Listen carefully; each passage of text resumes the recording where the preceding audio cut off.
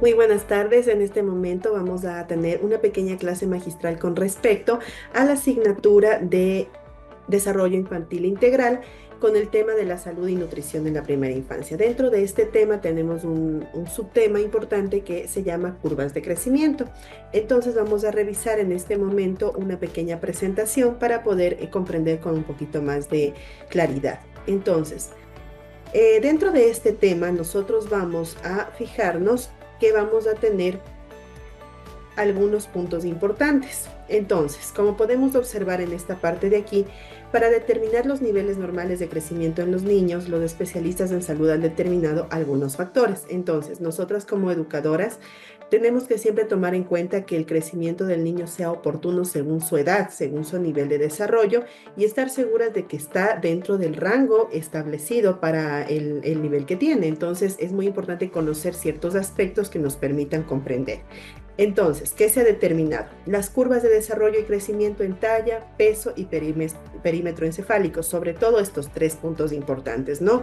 La talla, el peso y el perímetro encefálico. Eso es lo que conformaría las curvas de crecimiento y desarrollo, que muestra un proceso regular y continuo que se forma de manera manifiesta y progresiva. Es decir, va de menos a más y vamos alcanzando diferentes logros con los niños conforme va pasando el tiempo. Aparte de eso, cuando se observa que los niños están por los valores superiores o inferiores del parámetro normal, no es un buen indicio y nos da una señal de riesgo que algo está sucediendo. Entonces son signos de alerta también. Entonces, si la curva del perímetro cefálico asciende, se podría sospechar de una posible macrocefalia, por ejemplo, pero si en cambio la curva del perímetro cefálico desciende, podría presentarse una microcefalia. Entonces, en estos dos casos, nosotros estamos viendo que no está dentro del desarrollo normal y nos muestra signos de alerta para poder trabajar a tiempo y dar solución, ¿sí? Por eso la Organización Mundial de la Salud en el año 2008 nos habla de los patrones de crecimiento infantil. Entonces, ¿a qué se refiere todo esto? El crecimiento normal es una expresión fundamental de la buena salud. Es decir, si tiene un buen crecimiento el niño, damos por hecho que tiene una buena salud, por ende, ¿no? Entonces el crecimiento va de la mano con la maduración y con el desarrollo, que nos da a entender que tiene una buena alimentación, una buena salud, que es un niño que está creciendo de manera adecuada, saludablemente, ¿no? Y una medida de los esfuerzos realizados para reducir la mortalidad y la morbilidad en la niñez, que como sabemos también existe bastante, en un nivel bastante alto dentro de nuestro país. Entonces también es una medida para erradicar e inclusive hablando sobre la desnutrición infantil, que también nuestro país es uno de los más altos, que tiene más altos porcentajes en este caso, ¿no? Estos parámetros constituyen un instrumento sencillo para evaluar la eficacia de estos esfuerzos. ¿Y qué se utilizará? Se utilizarán diferentes consultas de médicos, centros de salud, centros de investigación, organizaciones de defensa de la salud del niño y ministerios de salud. Todos estos organismos velando por la salud, velando por el bienestar integral del niño. Ese es el único objetivo que tenemos con este tema, ¿sí? Las curvas de crecimiento, como ustedes pueden ver ahí la imagen, permiten controlar que el cuerpo de la niña y del niño se desarrollen bien y dentro de las normas y parámetros establecidos, es decir, que realmente estemos dentro del rango que el niño necesita según su etapa de desarrollo, como lo mencionamos. Estas mediciones se toman regularmente desde el nacimiento hasta el final de la pubertad.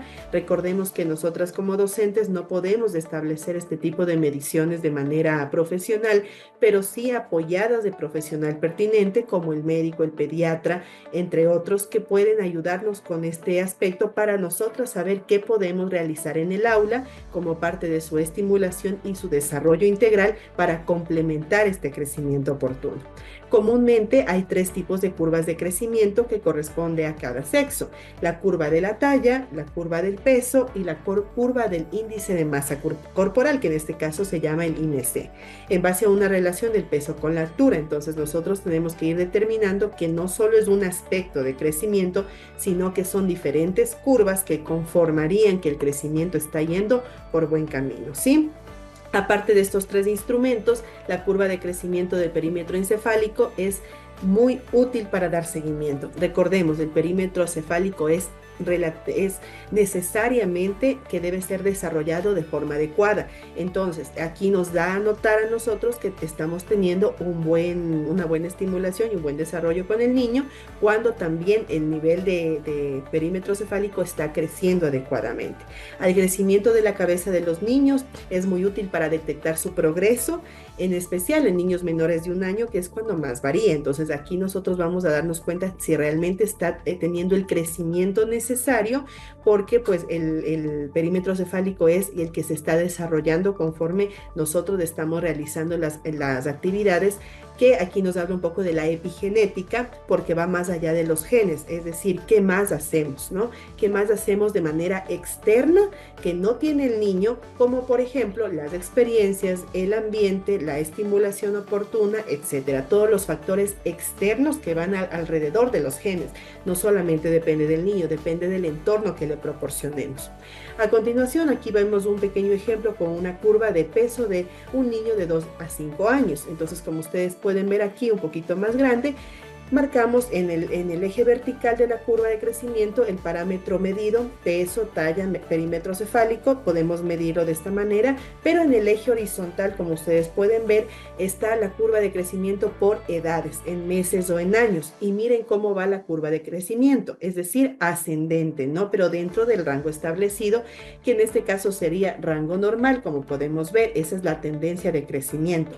Marca del peso y de la edad de un niño, por ejemplo, y está aquí. Y si ustedes ven, está dentro de un rango normal.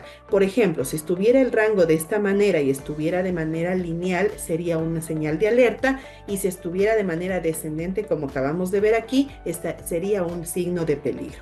Entonces es muy importante que estudiemos las curvas de crecimiento para poder saber en qué momento se puede realizar diferentes actividades pertinentes para ayudar y apoyar al niño en su crecimiento oportuno. Y es muy importante también el trabajo de la docente con sus conocimientos y la estimulación que realice en el aula. Así que muchas gracias. Esperemos que con esto podemos tener un poquito clara la idea sobre la curva de crecimiento, y estaremos reforzando este tema en clases. Gracias.